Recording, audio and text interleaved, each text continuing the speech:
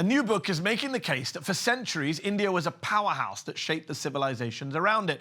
In fact, from approximately 250 BCE to 1200 CE, India exported a rich array of ideas, from astronomy to art, from religion to philosophy, and created a vast Indosphere.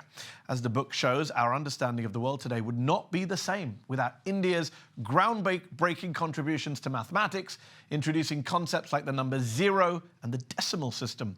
The Golden Road, How Ancient India Transformed the World, is the latest from British author and historian William Dalrymple, who has written more than a dozen books, including The Anarchy, which looked at colonialism and private profit through the prism of the East India Company. Dalrymple is also the co-host of Empire, one of the most popular historical podcasts in the world today, a BAFTA winner, and was named one of the world's top 50 thinkers by Prospect magazine. He's also spent the last year trying to educate people about the history of Palestine and speaking out about the horror of Israel's genocidal assault on Gaza. And William Dalrymple joins me, I believe, from Scotland, where you're promoting the book, Will. I'm in a bed and breakfast in Wigton, which, if you didn't know, Mehdi, is Scotland's book town. It's the I think all of our hay-on-wye of I think all of our Scotland. Subscribers know Wigton. I think they knew it instantly the moment you said it. We will come to the book in a moment, and congratulations on yet another successful new book. And I know it's out in the US in April. It's already out in the UK. But let's start, please, with the ongoing horror show in Gaza. Will, why have you chosen to be so outspoken about what's happening in the Middle East, what Israel is doing, when other historians, other authors have stayed relatively quiet? And also, what do you make of how bad the situation is there compared to other conflicts you've covered both historically and in the current day and age? I think the simple thing with this conflict is that anyone has spent time with Palestinians in Palestine. I've never been to Gaza, but I spent months on the West Bank. Cannot unsee what you see there. Once you see Palestinians in this incredibly beautiful Tuscan-like landscape with olive groves and villages and this extraordinary, beautiful life that they led in this part of the world, to see the settlers encroaching on it, the very blatant apartheid, the two road systems, the two passport systems, the different colors of the number plates for one people and the other, and the different rights that they enjoy, with one people under summary military law and the other enjoying all the rights of a democracy. You can't unsee it. And anyone that's been there and seen that speaks out loud. I mean, I don't know anyone that's seen it and kept quiet. The trouble is there's so few people that have gone there and seen it, and so many who, in a sense, see only Tel Aviv or the Israeli part of the world. I should say straight up, a firm believer in a two-state solution. I do think that Israel has to be allowed to exist, but alongside Palestine. And I think the two states side by side is the obvious solution to this problem, and one that is attainable if only American politicians were to put the pressure that they can put on to follow what is clearly international law and everything that the United Nations has laid down for 75 years. If only America would put pressure on. But I mean, look, the two-state solution is something that's been debated, discussed for decades on end, whether it even can exist. Let's see. But on Gaza itself, you have been very critical. I look at your Twitter feed, I see what you're saying in interviews, and I just wonder, you've got a new book out. A lot of people tell me they worry about losing book deals, losing agents, losing podcast shows if they come out too strongly against Israel, especially post-October the 7th. You don't feel that way? I don't have a job. I don't have a university position. I have the freedom to speak out. And if as an author you know something to be untrue, and you know a great injustice is going on, it's your duty to do this. I have to say, I felt, it's very, very important to get your facts right. It's very, very important that you make it completely clear that you haven't got an anti-Semitic bone in your body and you're motivated for humanitarian reasons. But if you know your facts and know your history, and I spent years writing about this region, I've written particularly a book on the Christians in the Middle East called From the Holy Mountain. If you do know your stuff and say your truth clearly, you can say it, certainly in Britain. Let me read something you wrote for The Guardian. The foreign pages of the Daily and Sunday Telegraphs have contained a notable absence of clear critical reporting of Israel's deadly methods of suppressing Palestinian dissent. Well, you wrote this all the way back in 2002. Do you still feel this rings true today? I've been saying this for a while. And I'm wondering, in terms of media coverage and the lack of Palestinian voices in the British media as well as the American media, do you think it's even worse today than it was 22 years ago when you wrote that? Well, I think it's more polarized than it was 22 years ago. In Britain, we now have a large indigenous, if you like, Muslim community who are voters, who go to our universities and can have heard the other side of the story and are speaking clearly and articulately. On the other hand, the British right wing has got much more extreme about this. When I started off writing about this 30 years ago, or even 40 years ago, actually, there was still a lot more sympathetic voices of, if you like, British Arabists on the right who knew the region well. But I think there's far fewer people that seem to know that region, and figures like, for example, Rory Stewart, who've spent a lot of time in the region and have a prominent voice, are few and far between. Alan Duncan as well. Back in February... Alan Duncan being a good case, exactly. Back in February, you tweeted about Israel's actions in Gaza, writing, quote, "I would advocate a version of what worked for the British in Northern Ireland, sending the special forces after the implacable terrorists while working on a political track to make them irrelevant." Can you elaborate on that for our audience who don't quite know that analogy? So the British had a problem, a very large problem, called the Troubles in Northern Ireland. Northern Ireland was the area of Ireland that was sectioned off in the early part of the 20th century for the Protestant minority. In the 1970s, there was a wave of pub bombings throughout Britain and other such actions aimed at innocent civilians, when large numbers of civilians were killed in what we would call terrorist atrocities. The response to the British was not to carpet bomb Catholic Belfast, or to herd people around with orders to move out of their homes from place to place for a year. They did not starve them to death. They did not turn off the water and the electricity. They did not ban foreign journalists from covering that area. Instead, in the end, a political process was worked out. And a political solution was found, which, while far from perfect, has kept the peace. And there are no more pub bombings. There's very little violence in Northern Ireland now. And a political solution has been found to that problem. Any government faced with acts of terrorism, I suppose, must show some element of force in response to them.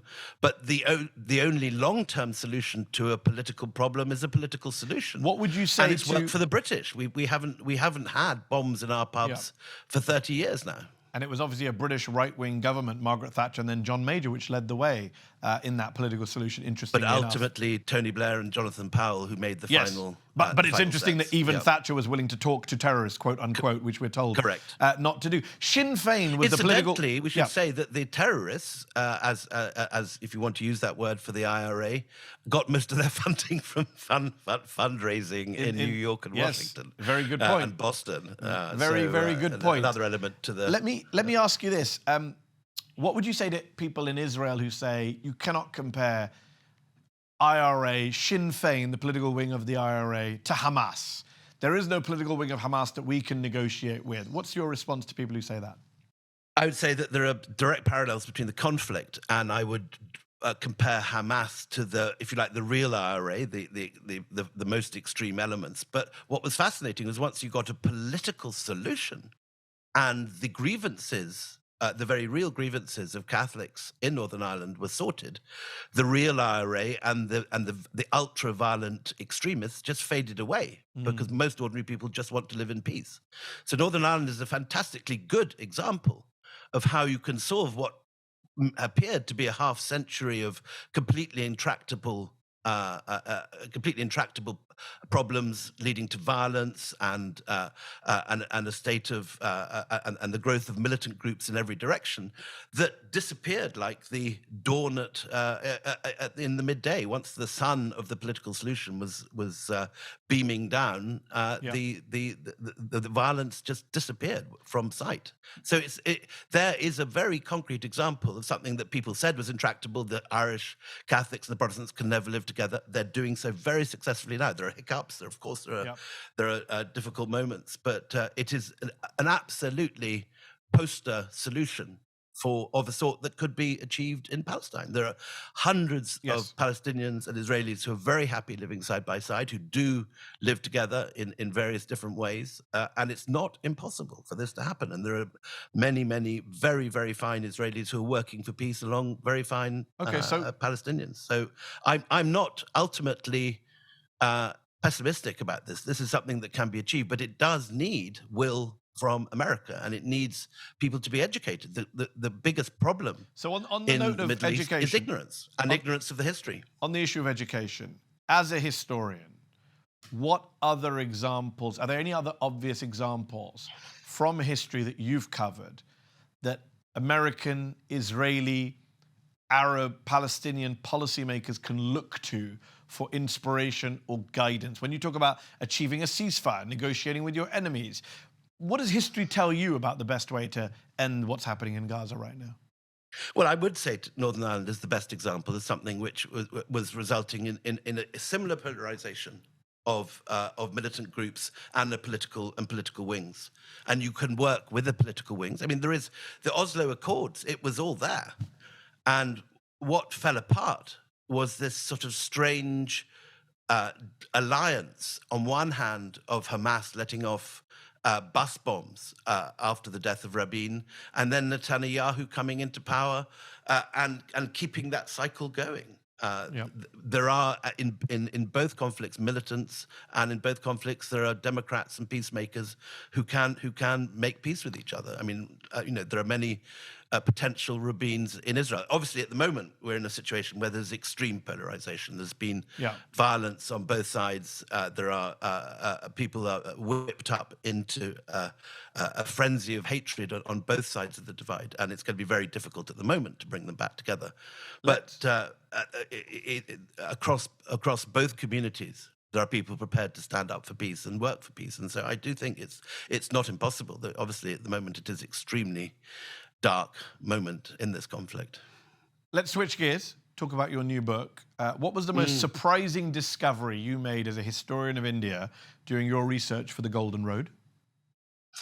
Well, it's not an amazing discovery, and all sorts of people have known about the importance of India, and Indians are well aware of it. In a sense, it's I don't know whether viewers in the United States or abroad will know the Goodness Gracious Me sketch on the British TV show, where Sanjeev Bhaskar is the proud Indian uncle claiming Leonardo da Vinci, Indian, everything's royal from family, India. Indian, Everything's from India, shampoo, India, and so on, and so.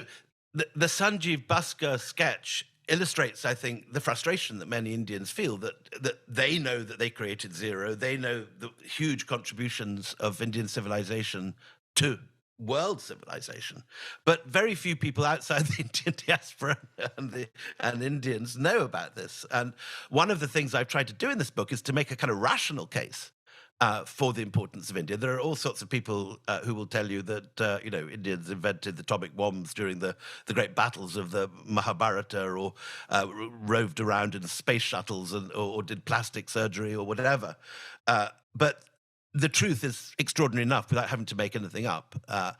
The three areas I look at in this book are the story of the spread of Buddhism, particularly, in a sense, the little understood way that an Indian religion, Buddhism, because the Buddha lived by the banks of the Ganges in what's now Bihar and Uttar Pradesh in northern India, how his message of an end to suffering took over China and reached its peak in the mid-7th century when an empress called Zeteo made Buddhism and Indian religion the state religion, and when she basically performed a sort of Mahayana Buddhist coup d'etat bringing in monks trained in the Indian University of Nalanda, and having them run the administration. So that's one story. There's another story about how Hinduism went to Southeast Asia, along with the Sanskrit language and Sanskrit literature, ending up in the largest Hindu temple in the world, being built in Angkor Wat, not in India. It's a Vishnu temple originally. And finally, the story of Indian mathematics, that the numbers we all use every day, the 9 Indian numerals plus 0, spread from India to the Arab world, and from the Arab world through Fibonacci, the great mathematician, brought them to Italy as late as the 12th century. And up to that point, we now everyone call was them scrabbling around with Roman numerals, trying to multiply XXXVMCM times XVMCMVV. So on that, thank God we don't have to do that now. Thank God. You mentioned kind of people not knowing, right, in the US or UK. Education systems in the West, well, they give the impression that most of the scientific advances of antiquity were the product of the brilliance of ancient Greece and ancient Rome. We learn about Pythagoras, Archimedes, but really nobody knows about mathematicians like Brahmagupta, the 7th century Indian mathematician and philosopher that you write about in The Golden Road. Why do you think they've been erased? Is this just a consequence of colonialism? Is this Eurocentrism? Is it racism? Is it ignorance? Is it all of the above? It's all of the above.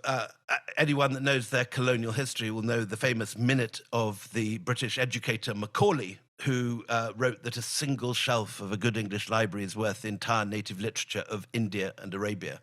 And we laugh at that prejudice today, but its sort of echoes continue in our education system. As you say, we learn about Archimedes and Pythagoras probably before our 7th birthday. But Brahmagupta and Aryabhatta, who between them produced the numeral system we all use every day, and 0, and Aryabhatta, calculates the circumference of the Earth, the distance to the Moon, a version of pi. These sort of things are known in India very early on, and yet we've never heard his name. And the numeral system we used is called the Arabic numeral system, which is indeed where Europeans got it from, but it's not where it started. One last question.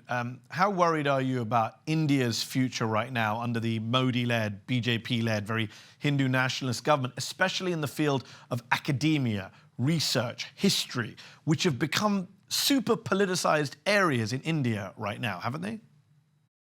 Well, India is a democracy, and there was an election 2 months ago when Mr. Modi's majority was greatly reduced. And I think there is a sense now that there's much greater freedom to talk, to express contrary views.